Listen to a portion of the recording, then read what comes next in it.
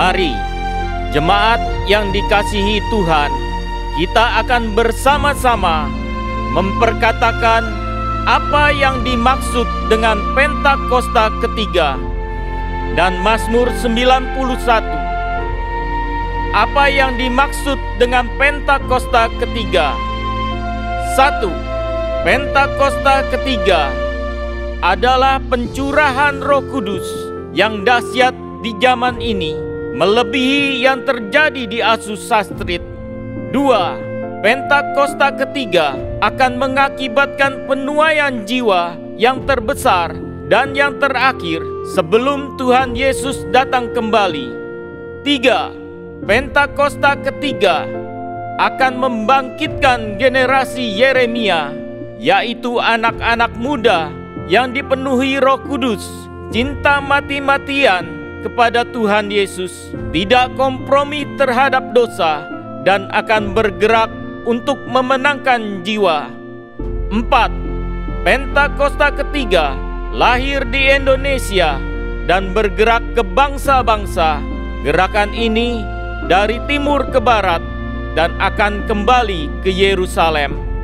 5. Pentakosta ketiga akan memberikan kuasa untuk menyelesaikan amanat agung, dan setelah itu Tuhan Yesus akan datang kembali.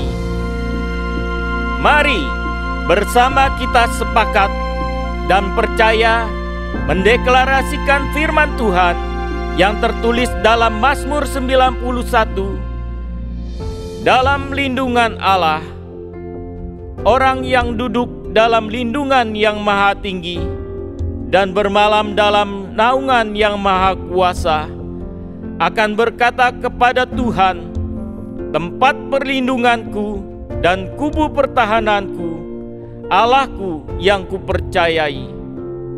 Sungguh, Dialah yang akan melepaskan engkau dari jerat penangkap burung, dari penyakit sampar yang busuk.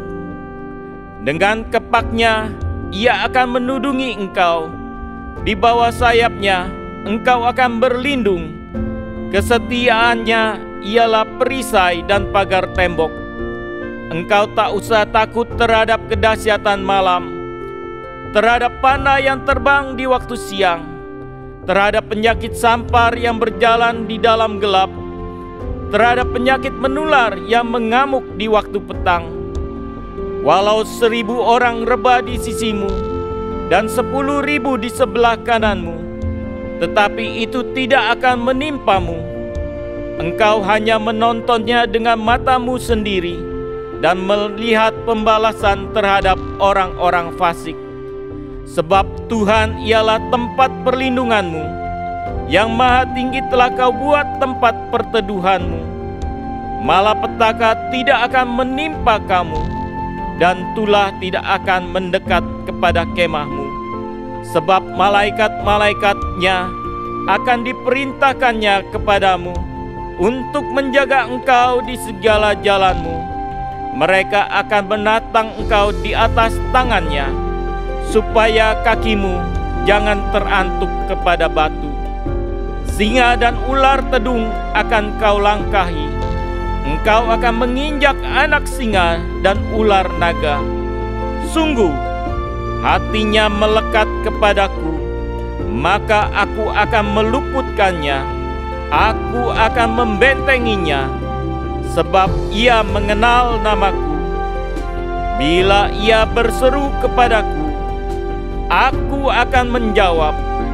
Aku akan menyertai dia dalam kesesakan. Aku akan meluputkannya dan memuliakannya. Dengan panjang umur akan kukenyangkan dia, dan akan kuperlihatkan kepadanya keselamatan daripadaku. Haleluya! Amin. Haleluya! Puji nama Tuhan, shalom. Sekali lagi shalom. Firman Tuhan berkata, sebab segala sesuatu adalah dari Dia, oleh Dia, kepada Dia. Bagi Dialah segala kemuliaan untuk selama-lamanya. Saya undang sama-sama setiap kita untuk kita angkat kedua tangan kita. Kita arahkan hati kita kepada Tuhan Yesus. Kita pandang Tuhan hari ini. Tuhan Yesus Allah kami yang bertahta. Ini setiap kami Tuhan Yesus yang datang kepadamu Tuhan. Bawa rasa syukur kami, bawa penyembahan kami yang terbaik Tuhan Yesus. Biar hari ini Tuhan hanya nama-Mu yang kami muliakan dan kami tinggikan. Bertahtalah Engkau atas pujian setiap kami Tuhan. Hari ini kami mau akui kebesaran-Mu dalam hidup setiap kami. Kami mau akui kedaulatan-Mu di dalam nama Tuhan Yesus. Yang siap menyembah Tuhan sama-sama katakan amin.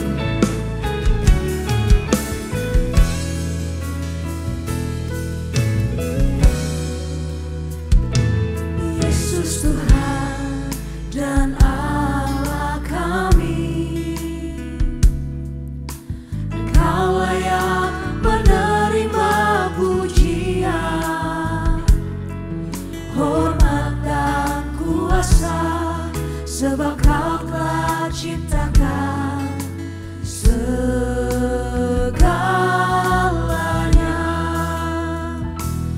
Oleh karena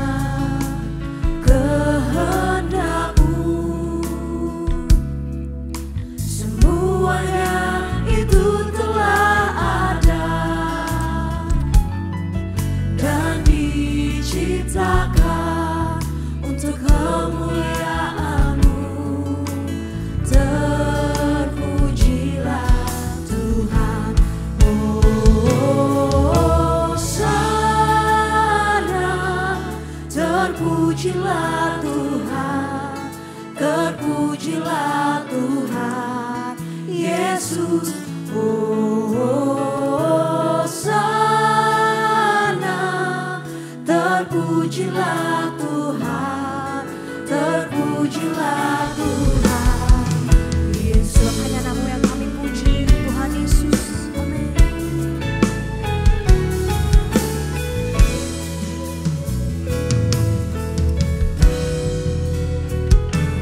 Yesus Tuhan dan Allah kami, Engkau layak menerima pujian, hormat dan kuasa, sebab Kau telah ciptakan segalanya.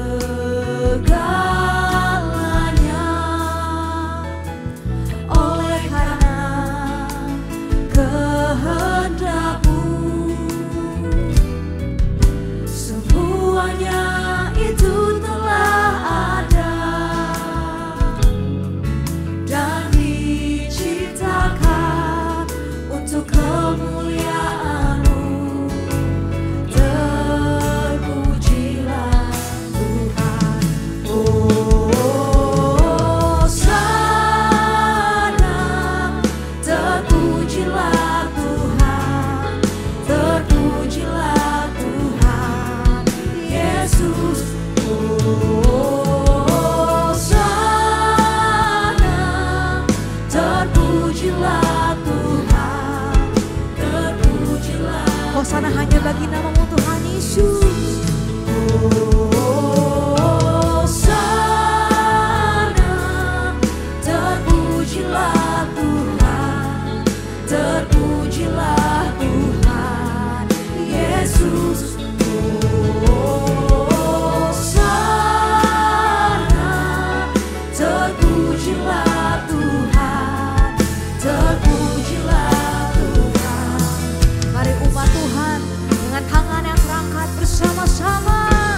Hosana. Terpujilah Tuhan, terpujilah Tuhan Yesus. Hosana.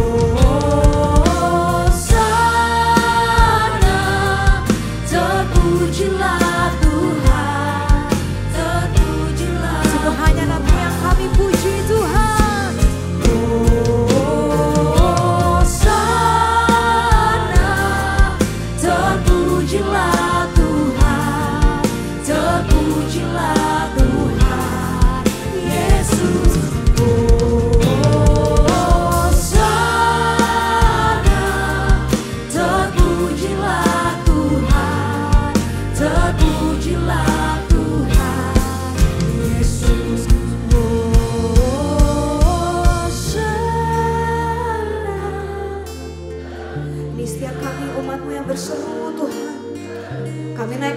pujian kami Tuhan, penyembahan setiap kami hanya untuk-Mu Tuhan Yesus. Terpujilah Tuhan, terpujilah Tuhan Yesus.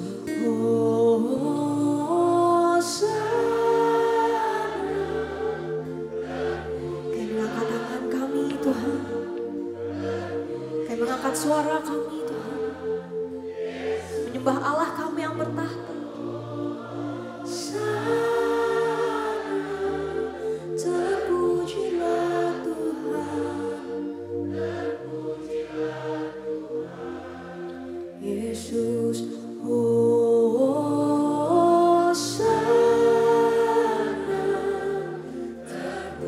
Di setiap kami yang kagum akan Engkau Tuhan,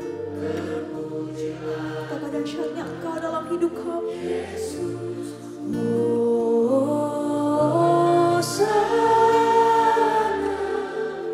Terpujilah Tuhan, terpujilah Tuhan Yesus.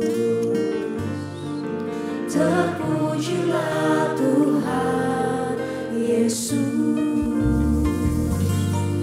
Terpujilah Tuhan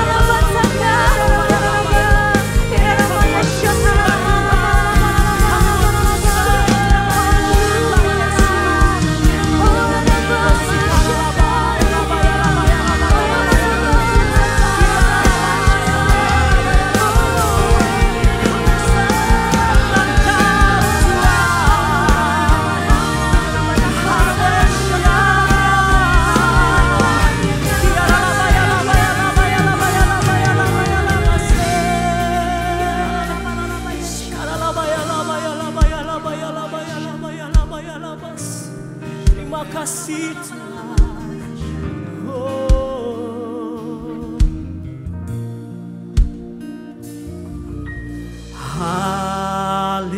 Haleluya,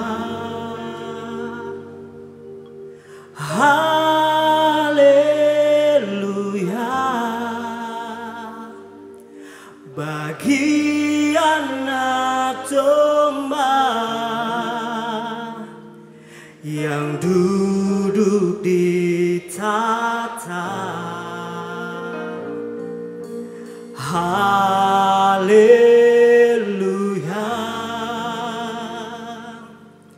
haleluya,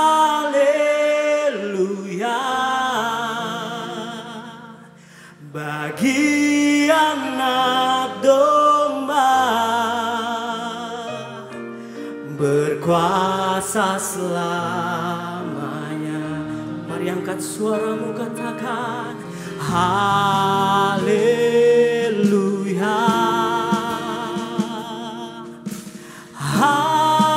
haleluya, bagi anak domba,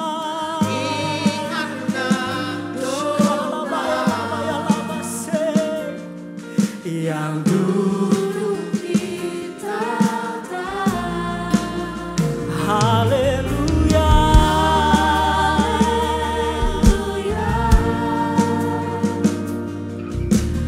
haleluya,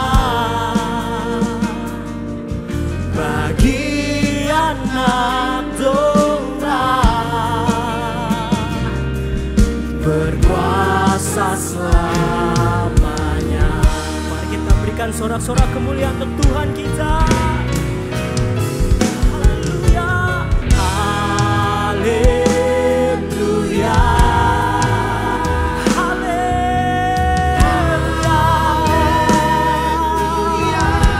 Sekarang labaya labase. Terima kasih Tuhan yang duduk di tahta.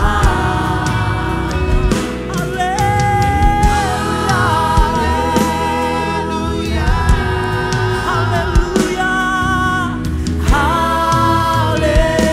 haleluya, bagi anak domba berkuasa selamanya. Mari sekali lagi kita naikkan, katakan haleluya. Kami menyembahmu Tuhan. Haleluya,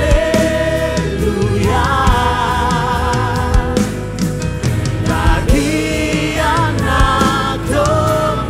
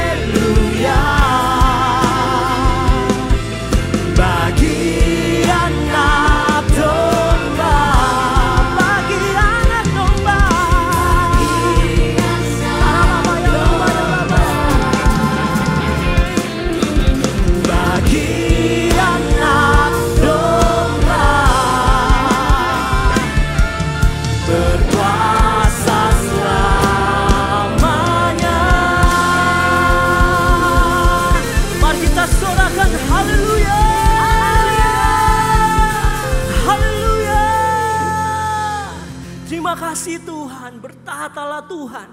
Di atas pujian jemaat-Mu hari ini ya Bapa, Kau pimpin ibadah ini dari awal, pertengahan hingga akhirnya. Biar nama-Mu yang selalu dimuliakan Tuhan. Mari yang percaya semua kita katakan sama-sama. Amin. GBI PRJ sekali lagi shalom. Shalom. Shalom. Saya mau lihat tangan-tangan yang hari ini merasakan sukacita bahkan kegirangan sebab Tuhan selalu beserta kita. Boleh lambaikan tangannya, sorakan. Tuhan memberiku kegirangan dan sukacita melimpah. Minyak yang baru dicurahkan. Haleluya, ku bersorak. Sorak-sorak merebut alat kita. Are you ready, church?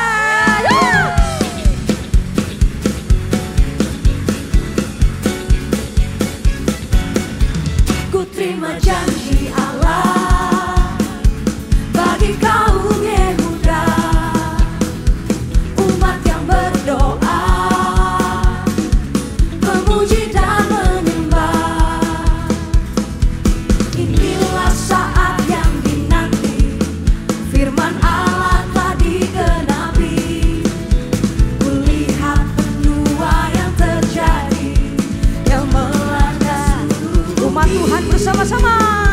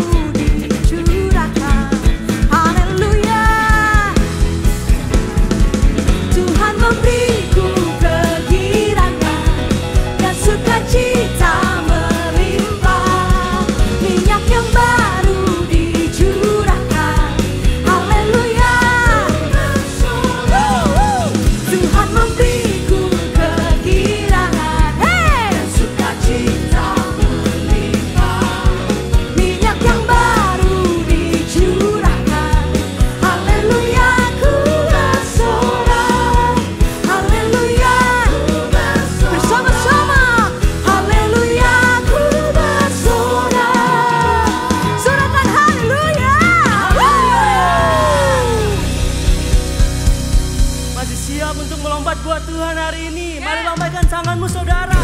Kita percaya hari ini adalah hari yang dijadikan Tuhan. Amin.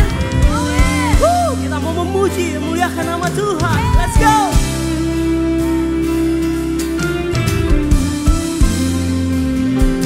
Ada yang seperti-Mu Yesus.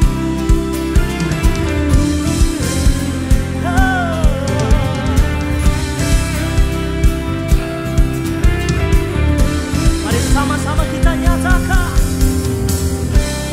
Every time I see your glory, hey,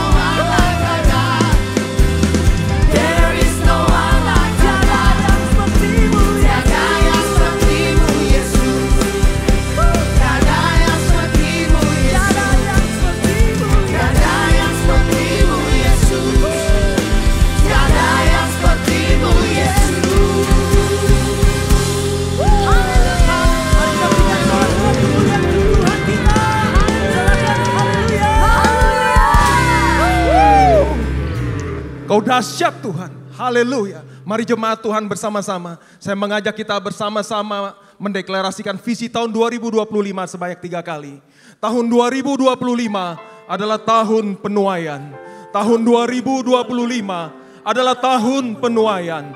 Tahun 2025 adalah tahun penuaian. Dan kami melihat gimana kemuliaan-Mu Tuhan dinyatakan atas setiap kami. Kami boleh melihat setiap suku, kaum dan bahasa. Mereka datang kepadamu ya Bapa.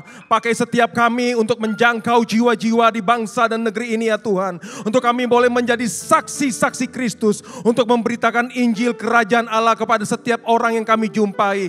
Biar pengurapan kasih dan kuasa daripada Roh Kudus mengalir atas setiap kami, atas gereja-Mu ya Tuhan, untuk menjangkau, memenangkan jiwa-jiwa di negeri kami Indonesia. Kami percaya Indonesia ada di dalam tangan-Mu ya Bapa. Engkau menyertai pemerintahan yang ada saat ini Tuhan, atas Presiden Prabowo dan wakilnya Gibran, beserta kabinet yang sudah terpilih. Biar kiranya Tuhan taruhkan hikmat atas pemerintahan kami, sehingga setiap kebijakan, keputusan yang mereka ambil, kami berdoa ya Tuhan, biar mereka sungguh-sungguh mementingkan kepentingan daripada rakyat Indonesia. Setiap keputusan yang strategis membawa kemakmuran, kesejahteraan, keadilan atas negeri kami Indonesia. Dan Indonesia pun secara perekonomian ya Tuhan, di tahun ini boleh menuai yang terbaik dalam nama Yesus. Indonesia boleh kemakin makmur, damai dan sejahtera yang daripada-Mu ya Bapa. Ini doa kami yang menopang bangsa dan negeri kami Indonesia.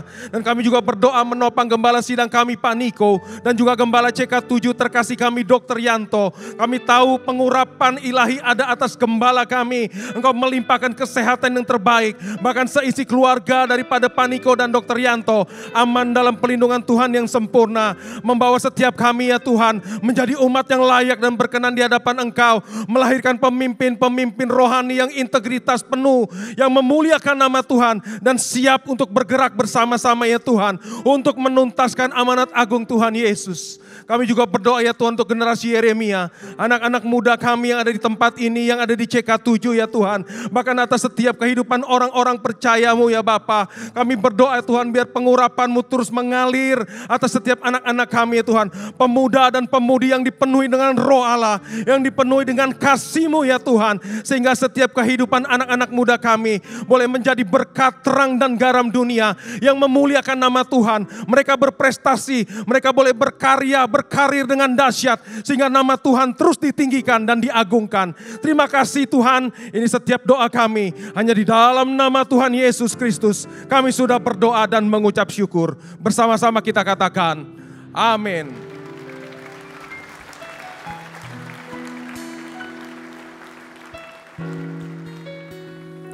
Sebab tiada kasih yang lebih indah dari kasih-Mu Tuhan Yesus. Tiada kasih yang lebih manis daripada kepunyaan-Mu ya Bapa. Sungguh Engkau Allah satu-satunya bagi kami.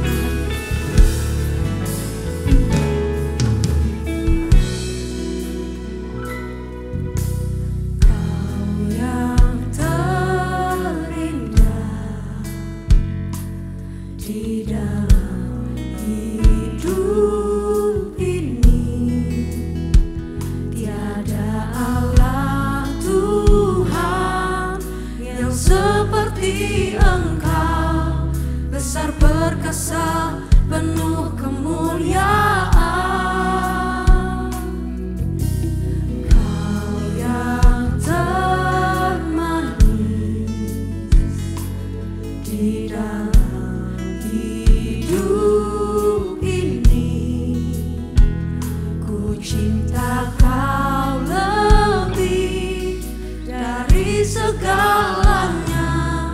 Besar kasih setiamu kepadaku, ku sembah Kau ya Allahku, ku tinggikan nama-Mu selalu. Tiada lutut tak bertelut menyembah Yesus Tuhan Rajaku. Ku sembah Kau ya Allahku, ku tinggikan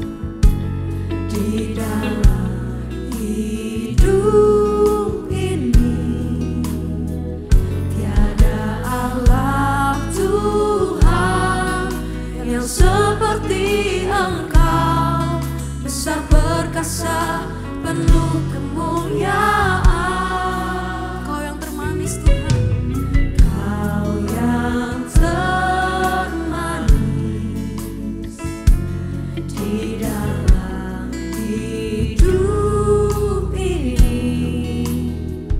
Ku cinta Kau lebih dari segalanya. Besar kasih setiamu kepada Mari sembah Dia. ku sembah Kau ya Allahku. Ku tinggikan namamu selalu. Tiada lutut tak bertelut menyembah Yesus Tuhan Rajaku. Ku sembah Kau ya Allahku. Ku tinggikan namamu selalu. Semua lidah kan mengaku Engkaulah Yesus Tuhan Rajaku. Ku sembah Kau ya Allahku. Ku tinggikan Kami akan meninggikan namamu selamanya Tuhan. tiada lutut tak bertelut menyembah Yesus Tuhan Dan di dalam pernyataan iman kami Tuhan. Ku sembah Kau ya Allahku. Allah kami. Tinggikan namamu selalu. Semua lidah kan mengaku Engkaulah Yesus Tuhan Rajaku. Ku sembah Kau ya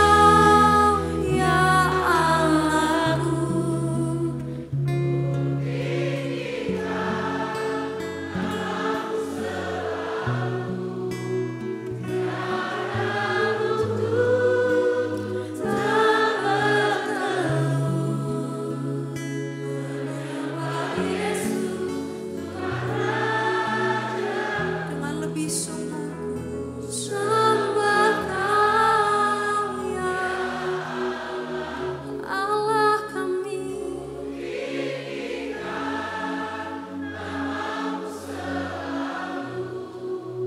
semua lidah kan mengaku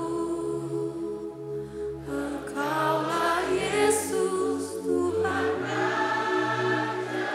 Mari sekali lagi. Ku sembah Kau. Kami akan meninggikan namamu Tuhan.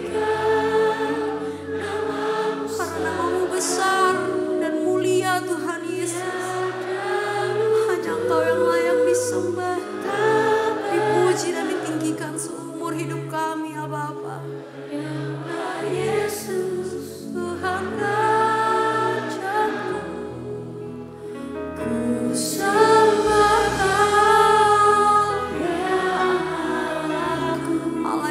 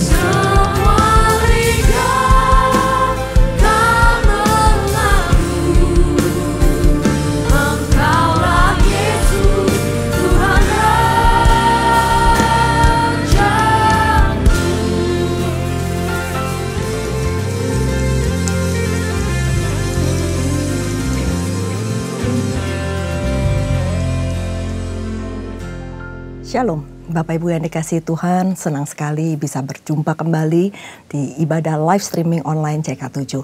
Nah, sebelum kita mulai pembahasan firman Tuhan pada hari ini, mari kita sama-sama berdoa terlebih dahulu. Bapa kami yang baik, terima kasih Tuhan untuk hari ini, hari yang baru yang Kau berikan kepada kami. Tuhan, kami berdoa Tuhan supaya Engkau memberkati firman-Mu, supaya setiap apa yang disampaikan itu semuanya berasal daripada-Mu. Urapi Tuhan setiap kata demi kata, supaya semuanya Tuhan itu dapat membangun iman kami dan dapat mengubahkan hidup kami. Urapi hamba Tuhan yang gak ada apa-apanya tanpa urapan-Mu, supaya setiap firman yang keluar itu semuanya berasal daripada-Mu, dan juga urapi setiap jemaat-Mu. Terima kasih Bapa, hanya di dalam nama Tuhan Yesus kami berdoa dan bersyukur. Haleluya. Amin. Bapak Ibu yang dikasihi Tuhan, kita baru saja melewati hari di mana Tuhan Yesus terangkat ke surga. Dan pada saat ini adalah masa di mana kita akan menantikan pencurahan Roh Kudus pada hari Pentakosta. Sehingga tema yang saya akan bawakan pada hari ini adalah tentang masa penantian. Bapak Ibu yang dikasihi Tuhan, setiap hidup ini pasti ada musimnya. Begitu juga dengan perjalanan kehidupan Tuhan Yesus selama Dia lahir dan sampai Dia terangkat ke surga. Kalau kita ikuti musim-musim kehidupan dari silsilah Tuhan Yesus, kita pasti tahu bagaimana Tuhan Yesus lahir dan bagaimana setelah Dia lahir 30 tahun dan 3,5 tahun kemudian Dia melayani dan melakukan banyak mujizat, dan sampai akhirnya Tuhan Yesus mati di atas kayu salib, dan 3 hari kemudian Dia bangkit di antara orang mati. Tuhan Yesus telah menang, Tuhan Yesus telah mengalahkan maut. Dan setelah Ia bangkit, Tuhan menunjukkan, menampakkan dirinya selama 40 hari kepada murid-muridnya. Dan setelah itu Ia naik ke surga yang baru saja kita rayakan.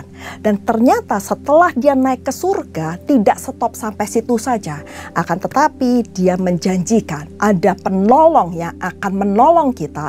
Ada seorang penghibur yang akan menghibur kita, dan itu adalah Roh Kudus. Sampai akhirnya Tuhan berjanji akan datang kembali ke dunia ini dengan cara yang sama seperti Ia naik. Dan siapa yang akan menantikan pada saat Tuhan Yesus turun lagi untuk yang kedua kalinya, datang ke bumi ini untuk kedua kalinya, yaitu murid-muridnya. Sama seperti pada saat Ia naik ke surga disaksikan oleh murid-muridnya, begitu juga pada saat Dia datang untuk kedua kalinya, maka kita sebagai murid-muridnya yang akan pula menyaksikan kedatangan Tuhan Yesus itu. Itu adalah 5 musim Bapak Ibu yang ada di dalam kehidupan silsilah Tuhan Yesus selama Ia ada di bumi ini. Dan di antara satu musim dengan musim berikutnya itu ada jeda, ada waktu yang disebut masa penantian. Dan Bapak Ibu sadar atau tidak sadar, kita ini semua sekarang ada di masa musim penantian. Di mana secara tanggal kalender, mungkin kita sedang menantikan masa pencurahan Roh Kudus pada minggu depan kita akan rayakan, yaitu hari Pentakosta. Tetapi di dalam rohani, kita sedang menantikan kedatangan Tuhan Yesus yang untuk kedua kalinya. Dan ternyata di masa penantian itu tidaklah menyenangkan Bapak Ibu. Biasanya kalau kita lagi nunggu sesuatu, misalnya kita nunggu bus, kita nunggu kereta, dan kereta itu datang terlambat, kita harus nunggu dan kita nggak tahu entah kapan itu kereta datang, kita akan lama-lama itu akan jengkel, kita akan kesel. Dan mungkin ada beberapa orang yang mulai ngomel kalau seandainya ada pesawat delay, mulai ngomel, dan itu ternyata nggak enak sekali, itu sangat melelahkan. Kalau kita nggak tahu kapan deadline-nya, apa yang kita nantikan itu datang. Saya ingat banget waktu saya masih kecil, saya masih sekolah minggu. Guru sekolah minggu selalu bilang sama saya bahwa Tuhan Yesus akan segera datang. Dan ternyata pada saat sekarang setelah berpuluh-puluh tahun kemudian, Tuhan Yesus mana? Katanya segera datang. Ternyata di dalam waktu itu ada masa penantian. Dan sekarang ini sampai Tuhan Yesus datang untuk kedua kalinya, itu juga ada masa penantian. Gak ada orang yang tahu, anak pun tidak, hanya Allah Bapa yang tahu. Maka dari itu jangan sampai kita ada di dalam bilangan yang gugur atau rontok karena kita terlalu lelah untuk menunggu. Kalau seandainya kita mau sabar, saya percaya waktunya pasti akan tiba. Segala sesuatu yang Tuhan janjikan dalam hidup kita pasti akan tiba. Akan tetapi Tuhan mau kita untuk sabar menanti waktunya. Sampai pada saatnya Tuhan pasti memberikan tepat pada waktunya. Sama seperti seorang ibu yang hamil, Bapak Ibu. Pada saat dia hamil 9 bulan, dia nggak tahu kapan waktunya melahirkan. Beda kalau seandainya memang sudah ada tanggal di mana akan operasi sesar, sudah ditentukan. Akan tetapi pada saat dia mau melahirkan, dia harus sabar menanti. Sampai akhirnya janin yang ada dalam kandungannya itu sudah matang untuk dilahirkan. Sudah komplit, sudah sehat, sudah waktunya. Seorang ibu yang hamil tidak akan bisa memaksakan untuk anak tersebut lahir karena begitu dia menginginkan melihat anaknya dan dia gak sabar untuk menanti. Begitu juga dalam kehidupan kita. Tuhan mau kita sabar untuk menunggu segala sesuatunya tepat pada waktunya. Nah, Bapak Ibu, di Kisah Para Rasul 1 ayat 2-3 dikatakan, sampai pada hari Ia terangkat, yaitu Tuhan Yesus sendiri. Sebelum itu ia telah memberi perintahnya oleh Roh Kudus kepada rasul-rasul yang dipilihnya. Sampai di sini dulu saya akan stop. Di mana pada saat Tuhan Yesus sebelum terangkat ke surga, Tuhan memberikan perintah. Perintah ini bukan perintah sembarangan, tetapi perintah yang diberikan oleh Roh Kudus kepada rasul-rasul yang dipilihnya. Nah, saya percaya kalau seseorang ingin meninggalkan kita, lalu orang tersebut memberikan satu perintah atau satu permohonan, satu permintaan, maka permohonan, permintaan atau perintah itu adalah sangat penting. Dan biasanya kita sebagai yang menerima perintah tersebut atau permohonan tersebut pasti akan berusaha dengan segenap tenaga, dengan segenap cara, segenap hati untuk memenuhi perintah tersebut. Dan ini nggak sembarangan karena Roh Kudus dan kepada rasul-rasul yang dipilih. Berarti nggak sembarangan orang yang mendapatkan mandat ini. Dan puji nama Tuhan, Bapak, Ibu, dan saya adalah bilangan-bilangan yang dipilih oleh Tuhan untuk diberikan perintah ini. Dilanjutkan di ayat ketiga, pada mereka ia menunjukkan dirinya setelah penderitaannya selesai. Dan dengan banyak tanda ia membuktikan bahwa ia hidup. Selama 40 hari ia berulang-ulang menampakkan diri dan berbicara kepada mereka tentang kerajaan Allah. Bapak Ibu, penting bahwa kenapa Tuhan itu berulang-ulang menampakkan diri selama 40 hari sebelum ia terangkat ke surga. Karena ia mau menunjukkan bahwa ia hidup. Tuhan Yesus hidup. Tuhan Yesus bukan Tuhan yang mati, bukan orang yang mati dan selesai, tapi dia benar-benar hidup dan dia ini benar-benar membuktikan bahwa maut telah dikalahkan. Dan dia buktiin kepada orang-orang supaya jangan cuma cerita aja, jangan cuma dongeng aja, tapi kita menjadi saksi bilangan yang didatengin, yang melihat bahwa Tuhan Yesus hidup. Nah, pada hari ini, mari kita sama-sama belajar bagaimana cara kita untuk bersikap selama di musim penantian ini. Tadi yang seperti saya katakan, musim penantian, masa penantian itu nggak mudah. Tetapi kita sama-sama belajar bagaimana kita harus bersikap. Yang pertama, di Kisah Para Rasul 1 ayat 4 dikatakan, pada suatu hari ketika ia makan bersama-sama dengan mereka, ia melarang mereka meninggalkan Yerusalem. Dan menyuruh mereka tinggal di situ menantikan janji Bapa. Yang demikian katanya, telah kamu dengar daripadaku. Sampai di sini dulu, kita akan bahas ayat ini lebih dalam lagi. Apa yang Tuhan mau? Di mana di Kisah Para Rasul ini, di ayat 4 dikatakan bahwa ia melarang mereka meninggalkan Yerusalem. Ternyata pada saat itu Tuhan memberikan perintah untuk tidak meninggalkan tempat di mana Tuhan telah tetapkan dalam kehidupan kita. Apakah itu gampang? Nggak gampang, Bapak Ibu. Kadang-kadang karena satu dan lain hal, pada saat kita menanti dan kita merasa kok nggak ada jawaban, kok nggak ada perbaikan, kok nggak datang apa yang kita tunggu-tunggu. Lalu akhirnya kita akan lari. Kita akan lari dari tempat atau dari panggilan yang Tuhan telah tetapkan dalam kehidupan kita. Di sini jelas Tuhan bilang pada saat dia makan-makan bersama dengan mereka itu yaitu murid-muridnya, bahwa mereka murid-muridnya jangan meninggalkan Yerusalem, tapi suruh tetap tinggal di situ. Begitu juga dengan Tuhan mau dalam kehidupan kita. Apapun kondisi kita, jangan pernah meninggalkan panggilan Tuhan. Bagaimanapun kondisi kita, jangan pernah lari dari keadaan, lari dari masalah. Karena itu bukan solusi yang terbaik. Pada saat di masa penantian, tetap untuk tinggal tenang. Karena pada saat kita tinggal tenang, kita bisa berdoa. Pada saat kita tinggal tenang, kita mendapatkan jawaban-jawaban. Pada saat Tuhan suruh murid-muridnya untuk tunggu, Tuhan pasti punya maksud. Gak cuma sekedar tunggu ya, lalu Tuhan gak akan berbuat apa-apa. Tetapi di sini dilanjutkan bahwa mereka tinggal di situ untuk menantikan janji Bapa. Ada satu janji yang Tuhan berikan kepada mereka, yaitu Roh Kudus. Penolong, penghibur, penasehat yang ajaib. Ini adalah satu momen yang besar Bapak Ibu, di mana di masa penantian ini kita itu gak cuma menantikan hal-hal yang kosong, tapi ada satu janji yang besar setelah masa penantian ini berakhir. Saya gak tahu apa yang Bapak Ibu alamin pada saat ini, tetapi kalau saat kita di dalam masa penantian, jangan pernah lari dari panggilan Tuhan. Apapun kondisi kita, meskipun kita sudah mungkin lelah, kita udah capek nunggu, kok gak ada perbaikan? Kok makin lama seakan-akan makin lebih parah daripada keadaan yang seharusnya kita doakan, yang seharusnya sebenarnya kita terima. Tapi satu hal, jangan pernah meninggalkan Yerusalem. Itu adalah rumahmu. Itu adalah tempat di mana engkau bertumbuh. Itu adalah tempat di mana engkau diproses. Dan jangan seperti mungkin murid-murid Tuhan Yesus atau bangsa Israel. Bapak Ibu, saya teringat dengan satu kejadian pada saat Musa naik ke Gunung Sinai, ya, untuk menerima 2 loh batu. Apa yang terjadi? Bukan murid-murid, pada saat itu adalah bangsa Israel. Bangsa Israel nggak sabar kan?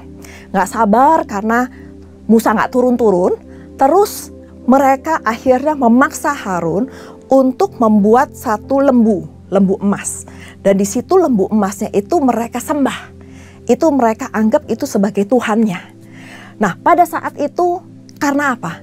Karena mereka gak sabar nunggu. Mereka gak mau di masa penantian ini, mereka gak mau sesuai dengan apa yang diminta oleh Musa. Tetapi mereka mengambil keputusan sendiri.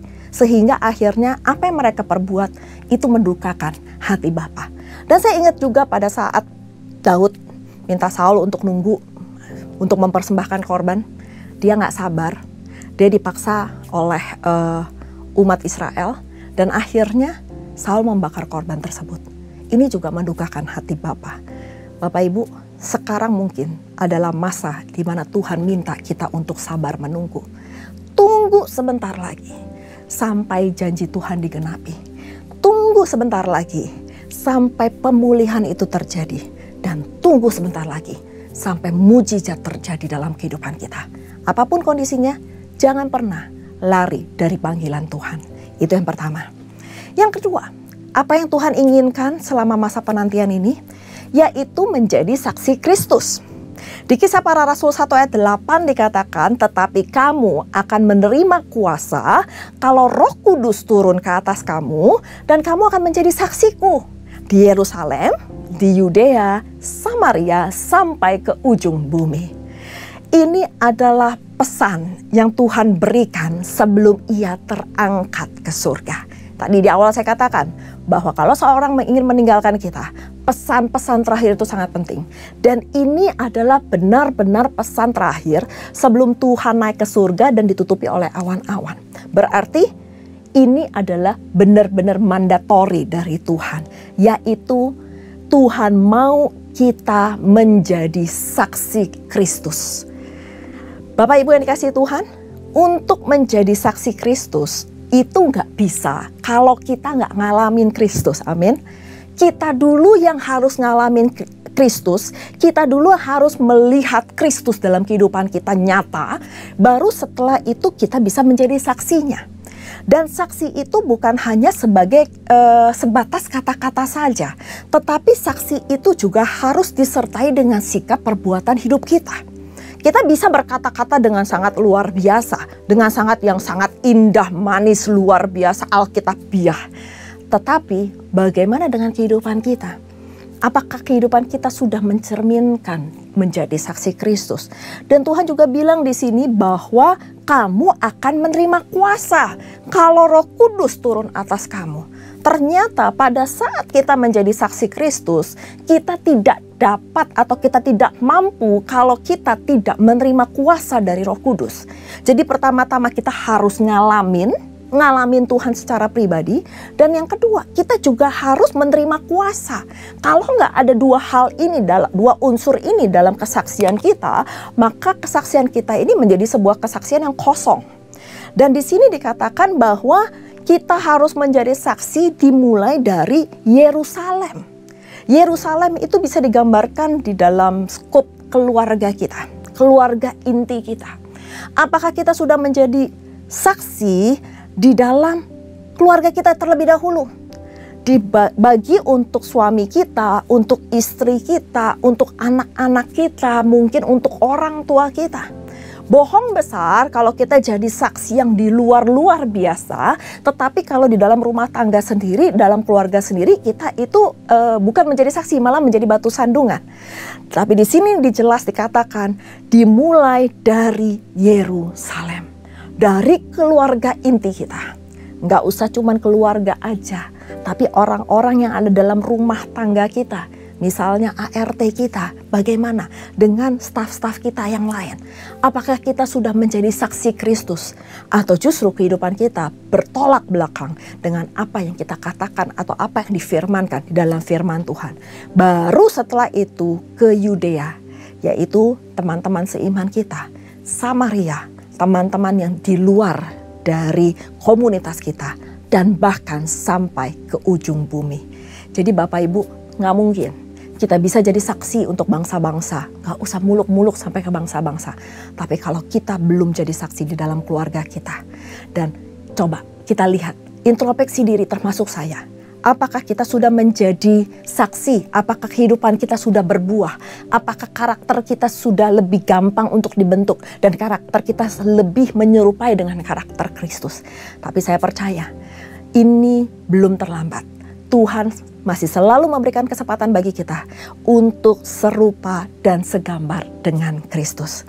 Jadi Bapak Ibu, kita butuh Roh Kudus, kita butuh kuasa dari Roh Kudus supaya kita dimampukan untuk menjadi saksi Kristus dimanapun kita berada.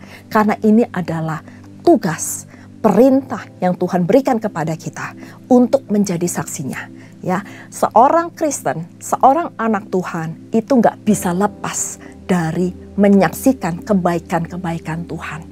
Kalau Tuhan mengizinkan murid-muridnya menyaksikan bagaimana dia terangkat ke surga, berarti dia juga mau kita sebagai murid-muridnya menyaksikan perbuatan-perbuatan Tuhan yang besar dan ajaib itu kepada orang-orang yang di sekeliling kita, yang mungkin belum kenal Tuhan, yang mungkin di dalam masa-masa kegalauan mereka. Mungkin saat ini bukan masa yang mudah, tetapi pada saat kita menyaksikan kebesaran Tuhan, pada saat kita menyaksikan bagaimana Tuhan baik, bagaimana Tuhan menolong kita, dan saya percaya di situ adalah momen di mana banyak orang akan diselamatkan, banyak orang akan menyembah Tuhan kita Yesus Kristus. Karena apa? Karena dia lihat bahwa ada sesuatu yang berbeda di dalam kehidupan kita.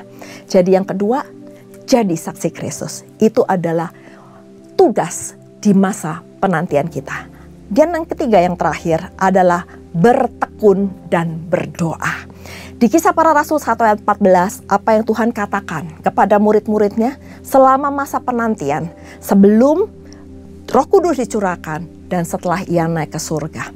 Di ayat 14 dikatakan, mereka semua bertekun dengan sehati dalam doa bersama-sama dengan beberapa perempuan serta Maria, ibu Yesus, dan dengan saudara-saudara Yesus. Di sini dikatakan bahwa mereka semua, bukan sebagian aja, bukan murid-murid yang kesayangan, bukannya pengerja inti, bukannya leader-leader aja, tetapi mereka semua bertekun dengan sehati. Sehati di sini dikatakan ada unity. Di dalam doa bersama-sama. Berarti mereka itu melakukan doa bersama-sama dengan unity dan beberapa perempuan serta Maria ibu Yesus dengan saudara-saudaranya. Di sini penting dikatakan bahwa di dalam masa penantian kita harus tetap berjaga-jaga dalam doa dengan penuh ketekunan Bapak Ibu. Kenapa? Karena kita bisa kuat sampai saat ini, itu bukan cuman karena kita hebat, tetapi karena kita punya Tuhan yang memberikan kita kekuatan. Kalau kita nggak mengandalkan Tuhan, kalau kita nggak berdoa, berharap, minta kekuatan dari Tuhan, saya percaya kita ini akan habis, kita ini akan capek, kita ini akan lelah ngadepin masa-masa seperti sekarang. Masa-masa sekarang bukan semakin mudah. Sekarang ini akan semakin sulit. Di mana masa penantian, di mana masa kita menantikan janji-janji Tuhan itu tergenapi dalam kehidupan kita. Kita perlu kekuatan yang baru. Dan kekuatan itu cuma bisa kita dapatkan dengan kita tekun berdoa. Dan saya percaya pada saat kita berdoa, Tuhan akan mencurahkan berkatnya kepada kita. Mungkin masalahnya tetap ada, tapi cara pandang kita, tetapi hati kita dan sikap kita pasti akan beda, pasti akan berubah. Semangat kita untuk mencari wajah Tuhan dan tetap beribadah dan tetap melayani Tuhan, itu gak akan pernah sia-sia. Karena Tuhan akan memperhitungkan itu semuanya di dalam kehidupan kita.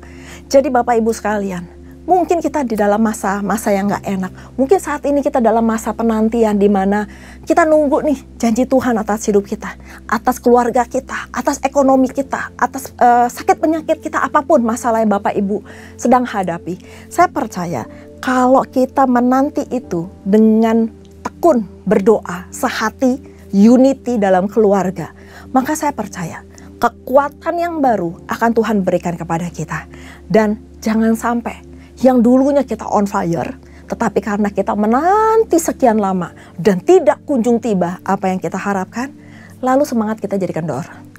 Jangan sampai yang terdahulu menjadi terkemudian, dan yang terkemudian akhirnya menjadi yang terdahulu. Tapi saya berdoa, biar kita sama-sama selalu tetap on fire sampai Tuhan Yesus datang untuk kedua kalinya. Kita tetap sama-sama melayani Tuhan. Kita tetap sama-sama bertekun mencari wajah Tuhan, berdoa siang dan malam. Sampai akhirnya semua janji Tuhan tergenapi dalam kehidupan kita. Ada upah dalam setiap jerih lelah kita. Dan ada upah dalam setiap ibadah kita. Dan Tuhan pasti memperhitungkannya sampai akhirnya kita mendapatkan mahkota kehidupan. Saya akan tutup dengan satu quote di mana masa penantian adalah masa di mana kesabaran dan ketekunan kita diproses. Dan pada saat kita mengikuti proses tersebut dengan baik dan benar, kita meresponi dengan baik dan benar, dan kita tahu rencana-rencana Tuhan apa yang ada dalam kehidupan kita. Saya percaya destiny ilahi itu pasti akan terjadi dalam kehidupan kita. Kita pasti akan mencapai destiny Tuhan. Kita akan pasti mencapai garis finish dengan memelihara iman. Dan saya berdoa, apapun kondisi Bapak Ibu saat ini, di masa penantian apapun, saya percaya Roh Kudus akan memberikan kuasa kepada kita semua, sehingga Roh Kudus yang menguatkan, Roh Kudus yang menghibur, dan Roh Kudus yang menasehati kita semua.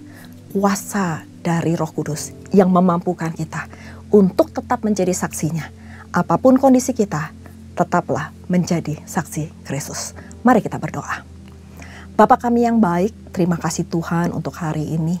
Terima kasih kalau kami boleh mendengarkan sedikit sharing firman-Mu Tuhan, di mana pada saat ini kami ada di dalam masa penantian. Hamba tahu Tuhan bahwa masa penantian itu tidaklah mudah.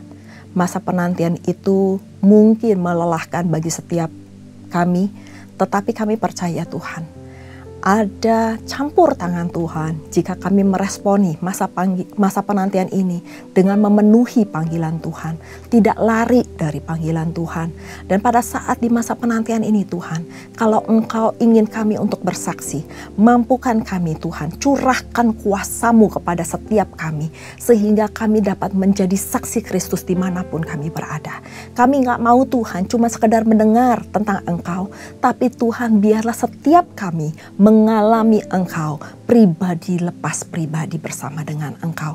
Dan hamba berdoa Tuhan, biarlah Tuhan kami memiliki ketekunan, kami memiliki roh yang tetap menyala-nyala di dalam Engkau, supaya pada saat Engkau datang untuk kedua kalinya, Engkau tetap mendapati kami seperti hamba yang setia, seperti 5 gadis yang bijaksana, yang menyediakan api dan juga minyaknya, sehingga kami tetap on fire di dalam Engkau. Berkati setiap jemaat-Mu Tuhan, dimanapun mereka berada, hamba berdoa, supaya apapun yang mereka sedang alami pada saat ini, Engkau sendiri yang menjadi jawaban doa. Terima kasih Bapa, materaikan firman-Mu hanya di dalam nama Tuhan Yesus. Haleluya, amin. Tuhan Yesus memberkati. Shalom.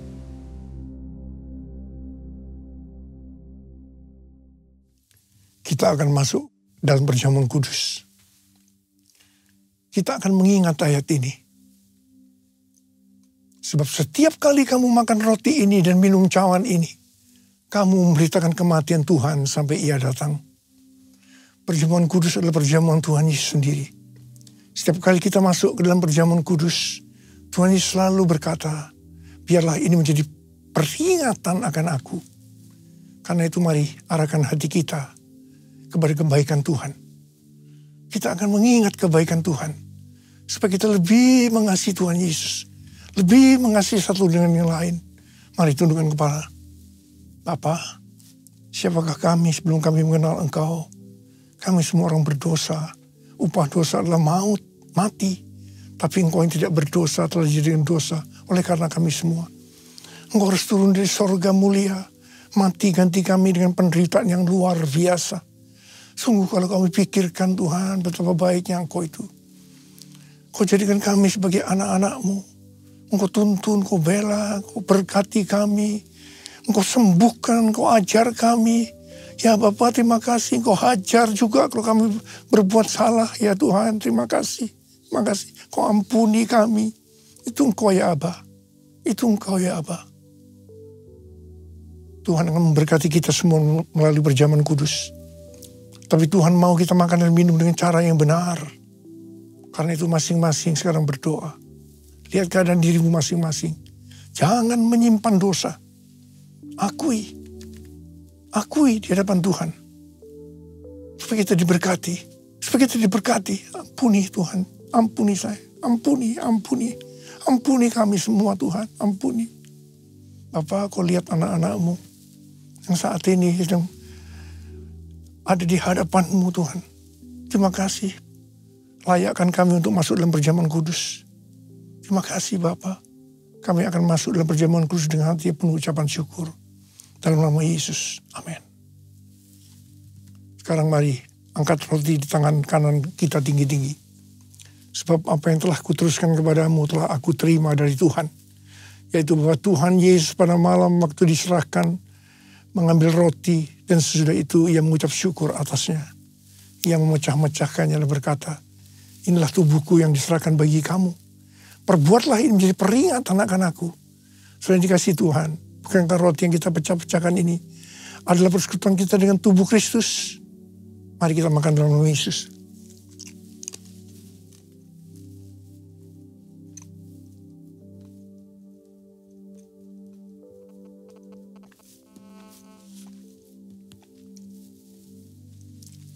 Angkat cawan di tangan kanan kita tinggi-tinggi. Demikian juga ia mengambil cawan sesudah makan lalu berkata, cawan ini adalah perjanjian baru yang dimeteraikan oleh darahku. Perbuatlah ini setiap kali kamu meminumnya menjadi peringatan akan aku. Sering kasih Tuhan. Bukankah cawan pengucapan syukur yang atasnya kita ucapkan syukur adalah persekutuan kita dengan darah Yesus. Mari kita minum dalam nama Yesus.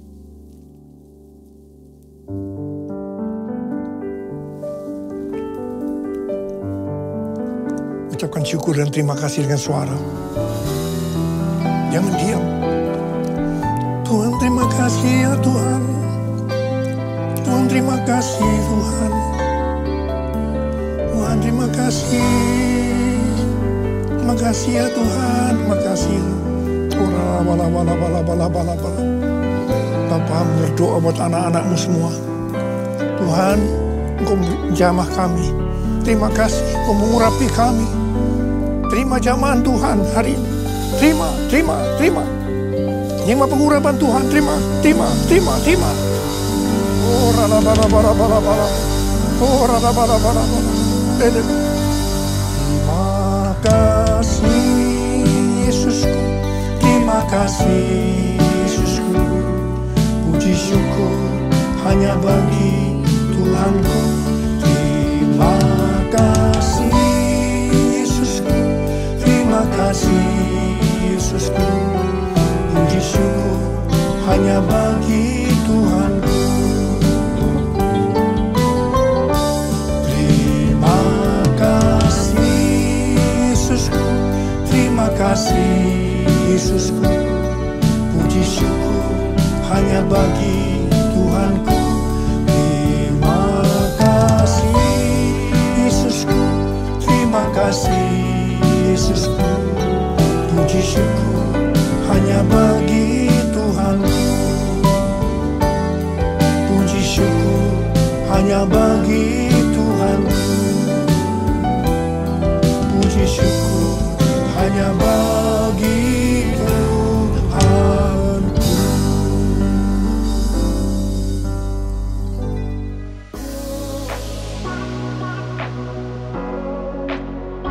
Shalom. Gembala dan seluruh pengerja CK7 serta jemaat Tuhan mengucapkan terima kasih kepada PDP Tirsa Juliana yang telah memberkati kita semua melalui penyampaian pesan firman Tuhan pada hari ini. Tuhan Yesus memberkati ibu dan keluarga berlimpah-limpah. Amin. Berikut kami sampaikan beberapa pengumuman. Ibadah raya via live streaming hari Minggu 8 Juni 2025 pukul 7, 9, 11.30, 14 dan 16.30 waktu Indonesia Barat akan dilayani oleh Ibu Selviawati MTH. Ibadah raya hari Minggu tanggal 8 Juni 2025 diadakan di GBPRJ pukul 7, 9 dan 11.30 waktu Indonesia Barat dilayani oleh Evangelis Lili Sulistyo. Pukul 16.30 waktu Indonesia Barat dilayani oleh PDP Tin Setiawati. GBI PRJ Mandarin pukul 9 waktu Indonesia Barat dilayani oleh Pendeta Adi Putrasani STH. GBI Interkon pukul 7, 9 dan 11 waktu Indonesia Barat dilayani oleh PDP Hartono. Pukul 16 dan 18 waktu Indonesia Barat dilayani oleh PDP Tirsa Juliana.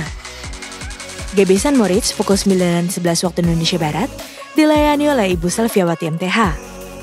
Pukul 13, 15 dan 17 waktu Indonesia Barat dilayani oleh Pendeta Adi Putra Hasani STH. GB PRJ Pluit pukul 9, 11 dan 16.30 waktu Indonesia Barat dilayani oleh Pendeta Rora Menteri JMSC. GB HCR pukul 8 dan 10 waktu Indonesia Barat dilayani oleh Pendeta Indarwato Tarigan BE. GBI Alm Sutramol pukul 7, 9 dan 11 waktu Indonesia Barat dilayani oleh Pastor JJ Simko Putra. Pukul 13, 15 dan 17 waktu Indonesia Barat dilayani oleh Pendeta Robertus Purwadi SSPD.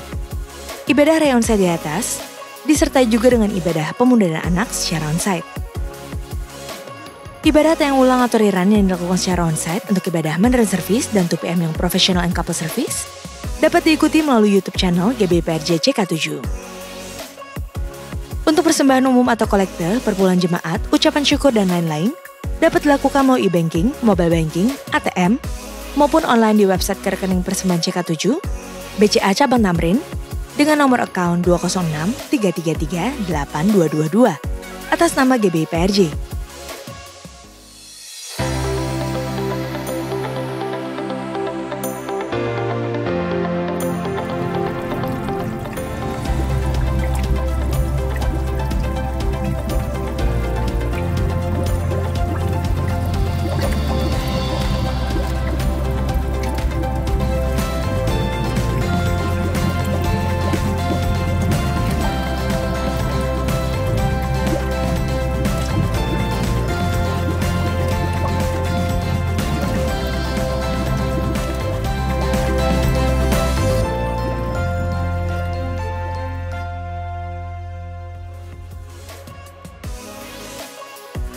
Sehubungan dengan libur nasional Hari Raya Idul Adha, maka diinformasikan sebagai berikut.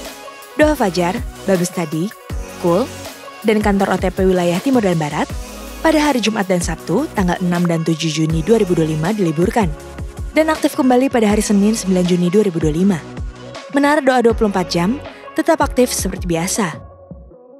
Saya selalu melihat ada satu perubahan yang terjadi sama anak-anak pada waktu mereka retret. Siapa yang bisa paham dan bisa ngerti bahwa anak sekecil itu bisa lakukan satu penyembahan dan pujian yang papa mama aja sendiri pasti begini, ini bener anak gue nih gitu.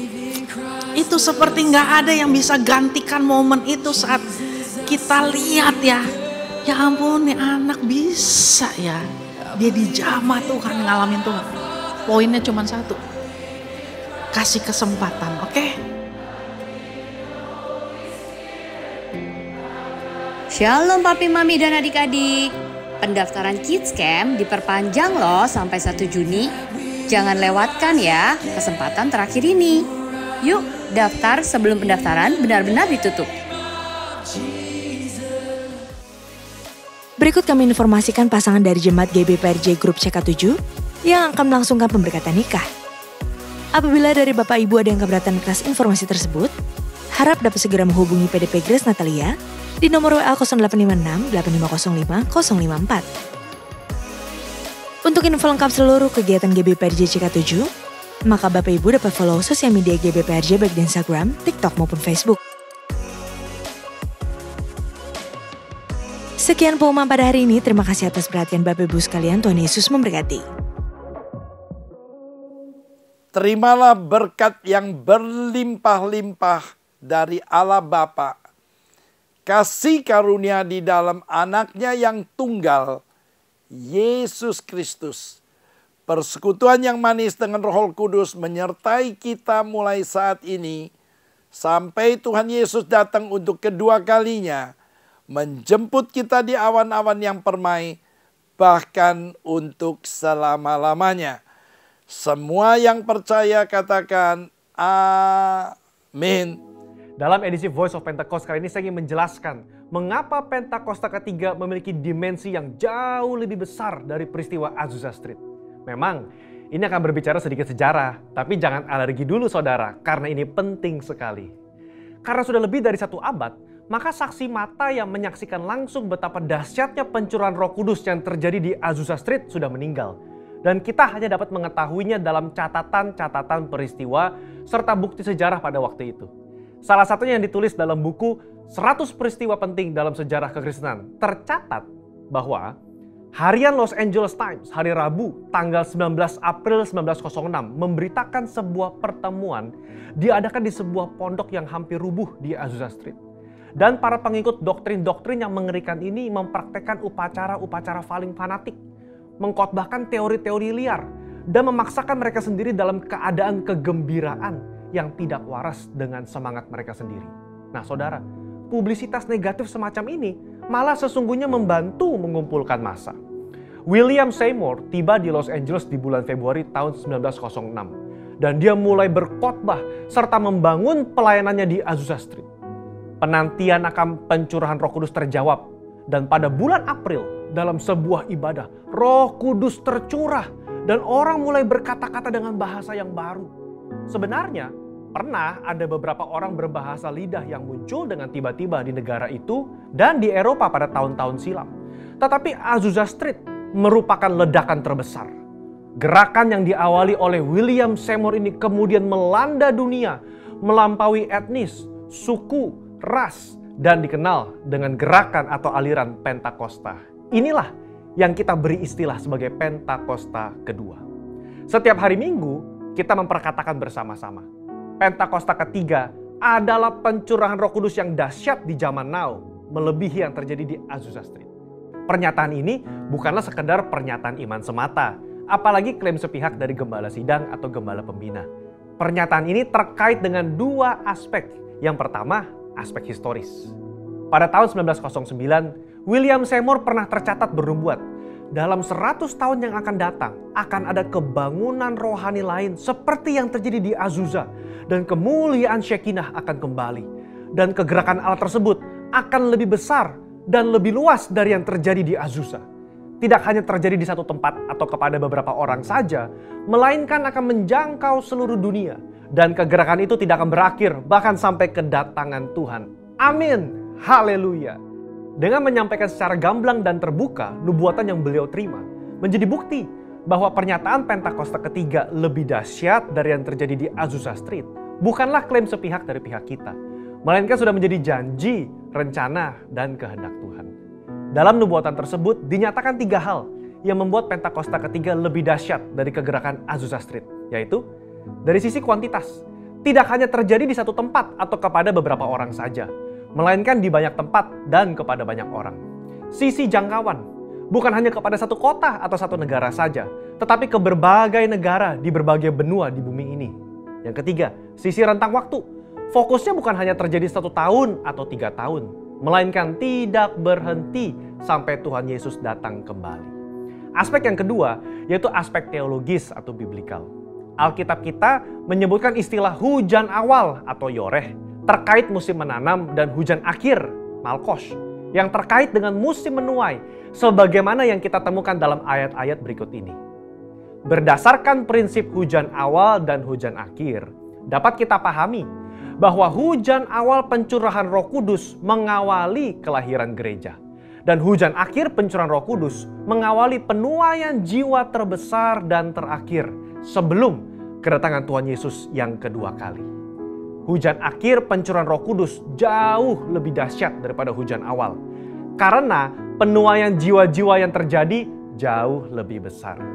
Bradley Truman Knoll dalam bukunya berkata, konsep hujan akhir memberikan struktur kepada kisah kegerakan Pentakosta kita bahwa akan datang pencurahan Roh Kudus yang dahsyat sebelum kedatangan Tuhan Yesus kali yang kedua. Kita sekarang berada di era di mana hujan akhir itu sedang dicurahkan. Tujuan dari hujan akhir ini memiliki 2 sisi, yakni pemberitaan Injil Kerajaan kepada seluruh dunia di mana kita menjadi saksi dan mempersiapkan berkas tuaian untuk siap dituai. Haleluya.